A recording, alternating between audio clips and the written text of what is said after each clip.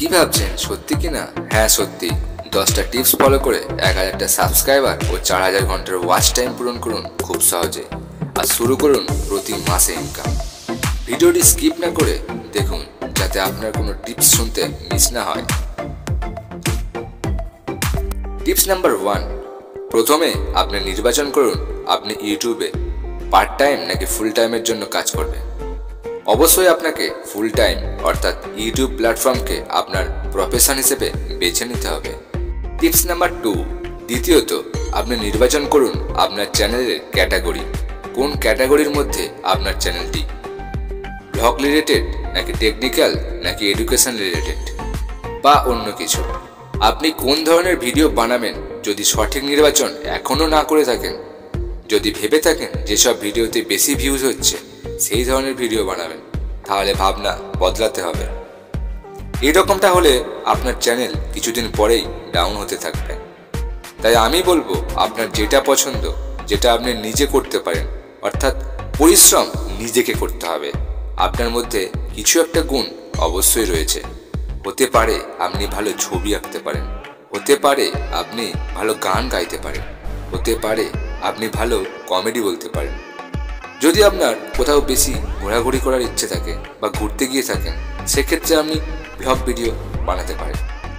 এইরকমই যেটাতে আপনি বেশি পারদর্শী সেই হিসেবে চ্যানেলের ক্যাটাগরি নির্বাচন করুন। অর্থাৎ একই ধরনের ভিডিও বানাবেন, সব ধরনের ভিডিও আপলোড করবেন না ভুলেও, সেক্ষেত্রে কিন্তু চ্যানেল ডাউন হতে পারে। Tips number 3, do not demotivate. ভিডিওতে ভিউজ হচ্ছে না, চ্যানেলে সাবস্ক্রাইবার বাড়ছে না, চ্যানেল গ্রো হচ্ছে না, বন্ধুরা কিংবা পরিচিত অনেকেই বলছে তোর দ্বারা হবে না ইউটিউব, এসব কোনো কিছুকে গুরুত্ব দেবেন না। ভিডিও বানানো বন্ধ করে দেবেন কিংবা ইউটিউব ছেড়ে দেবেন এমনটা ভুলেও ভাববেন না কখনো। আপনি হয়তো জানেন না যে 100% মধ্যে প্রায় 60 থেকে 70% ইউটিউবার ডিমোটিভেট হয়ে ইউটিউব ছেড়ে দেয়। তাই আপনাকে কোনোভাবেই ডিমোটিভেট হলে চলবে না। এই একটা বছর অর্থাৎ লাস্ট 365টা দিন আপনাকে পরিশ্রম করতে হবে, সামনের দিকে এগিয়ে যেতে হবে। যদি এটা করতে না পারেন তাহলে এই ভিডিওটি দেখা এখানেই বন্ধ করে দিন। আর যদি পারেন এটা করতে তাহলে বাকি ভিডিওটা মনোযোগ দিয়ে শুনতে থাকুন। টিপস নাম্বার 4, ভিডিও কোয়ালিটি এবং ভিডিও ভয়েস এবং ভিডিও এডিটিং। ভিডিও তোলার ক্ষেত্রে আমরা ভালো ক্যামেরা ব্যবহার করতে পারি। যদি সেটা সম্ভব না হয় সেক্ষেত্রে ভালো ক্যামেরাযুক্ত ফোন ব্যবহার করুন। ভিডিও কোয়ালিটি অর্থাৎ ভিডিও রেজুলেশন ফুল এইচডি বা এইচডি কোয়ালিটি রাখতে হবে আপনাকে। ভিডিওতে থাকা ভিডিও ভয়েস নিয়ে বলবো এবার। ভিডিওতে ভয়েস খুব ইম্পর্টেন্ট একটা ব্যাপার। এই অডিও যদি ক্লিয়ার না থাকে সেক্ষেত্রে কিন্তু অডিয়েন্সের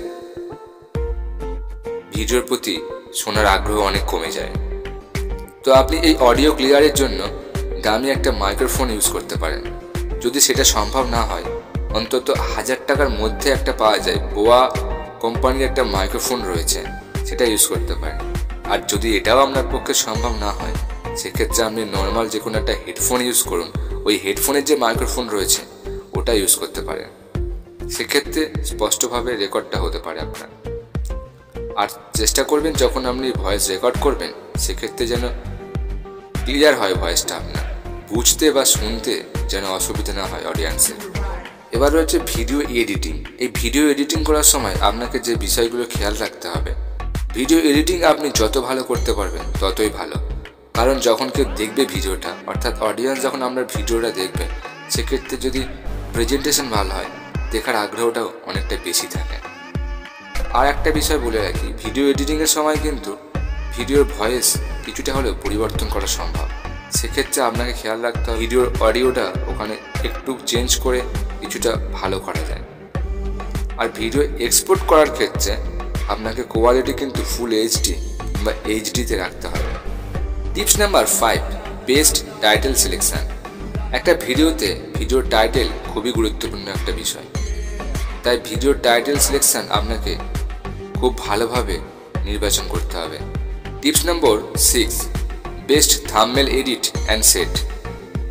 একটা ভিডিওতে টাইটেলের চেয়েও খুব ইম্পর্টেন্ট বিষয় হলো ভিডিওর থাম্বনেল।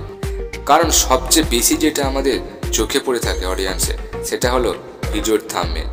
তাই ভিডিওর থাম্বনেলটাকে আপনি যতটা সম্ভব ভালোভাবে তৈরি করুন, যেন অডিয়েন্সের চোখ এড়িয়ে না যেতে পারে, এবং সেটা সেট করুন সঠিকভাবে।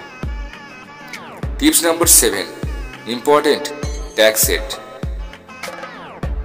ভিডিও সার্চের ক্ষেত্রে যাতে আপনার ভিডিওটাও শো করে অডিয়েন্সের কাছে, সেক্ষেত্রে আপনাকে ভিডিওতে সঠিকভাবে ট্যাগ নির্বাচন করতে হবে এবং সেই ট্যাগগুলো ঠিকভাবে সেট করতে হবে ভিডিওতে। Tips number 8, video description and important hashtag set. Video ডেসক্রিপশানের ক্ষেত্রে আমরা প্রথমে যেটা রাখবো সেটা হচ্ছে ভিডিও টাইটেলটা যেমন রয়েছে ঠিক ওই রকমটাই কপি করে আমরা প্রথম ডেসক্রিপশান বক্সে সেট করব। তারপরে আমরা ভিডিও রিলেটেড হ্যাশট্যাগ সেট করব পরপর। এই হ্যাশট্যাগের পরে আমরা ভিডিও রিলেটেড যেটা আমাদের প্রয়োজনীয় কিছু লেখার সেটা আমরা ডেসক্রিপশানে লিখব। Tips number 9, video upload process. Video upload directly public করবেন না ভুলেও। ফার্স্ট ভিডিও আনলিস্টেড রাখুন। আপলোডের 20 থেকে 30 মিনিট পরে আপনি ভিডিওটাকে পাবলিক করুন। সেক্ষেত্রে আপনার ভিডিওটি র্যাঙ্কিং যাওয়ার চান্স অনেকটাই থাকবে। Tips number 10, shorts related channel যদি আপনার হয়ে থাকে সেক্ষেত্রে ডেলি 2 থেকে 3টে শর্টস ভিডিও আপলোড করুন। আর যদি আপনার চ্যানেলে শর্টস ভিডিও নয় বিগ ভিডিও হয়ে থাকে, অর্থাৎ 2-3 মিনিটের ভিডিও বা 5 মিনিট বা তার বেশি যে ভিডিওগুলো হয়, এই ধরনের ভিডিও যদি আপনি আপলোড করেন সেক্ষেত্রে ডেলি একটা করে ভিডিও আপনাকে আপলোড করতে হবে। অতএব 365 দিন পর আপনার টোটাল ভিডিও হবে 365টা। যদি আপনি বড় ভিডিও বানান যেটা ডেলি একটা করে আপলোড করবেন, আর যদি আপনার শর্টস রিলেটেড ভিডিও হয় সেক্ষেত্রে আপনি টোটাল প্রত্যেক দিন 3টে করে ভিডিও আপলোড করবেন। সেক্ষেত্রে 365 দিন পর অল টোটাল ভিডিও গিয়ে দাঁড়াবে 1095টা। এটা কিন্তু আপনাকে মাথায় রাখতে হবে। এই ছিল 10টি টিপস যা আপনি সঠিকভাবে মেনে চললেই আপনার 1000টা সাবস্ক্রাইবার ও 4000 ঘন্টার ওয়াচ টাইম পূরণ হবে খুব সহজে।